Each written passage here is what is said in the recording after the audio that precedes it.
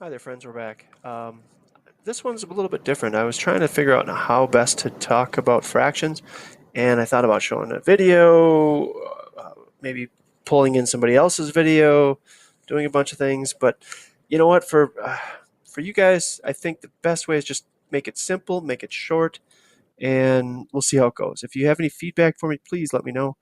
Message me. You know, if you like the video, if it made sense, whatever. But talking about fractions. So, what is a fraction?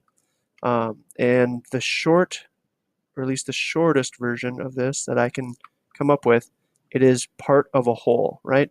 So if I have one pizza, and you'll have to bear with me a little bit.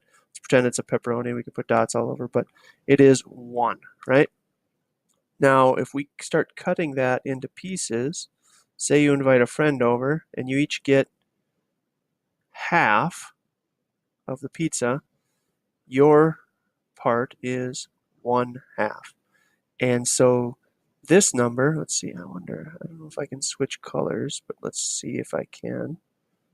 I'm not really awesome at, nope, let's see. Let's see if that might work. There we go. Okay. So this number talks about how many pieces, right? So there's a piece here, 1, and there's a piece here, 2. And then the next part, and let's make that red. Okay, this number talks about how many you ate. Okay, or how many pieces there are, or whatever you're trying to use. Okay, and that is the fastest way I can explain what a fraction is. It is really a piece of a whole, right? So if you can extrapolate that, and I'm gonna keep my no, I'll go back to black here. Sorry. If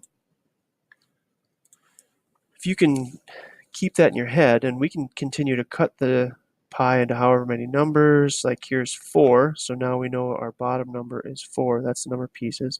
And let's say you did the same thing as up here, right?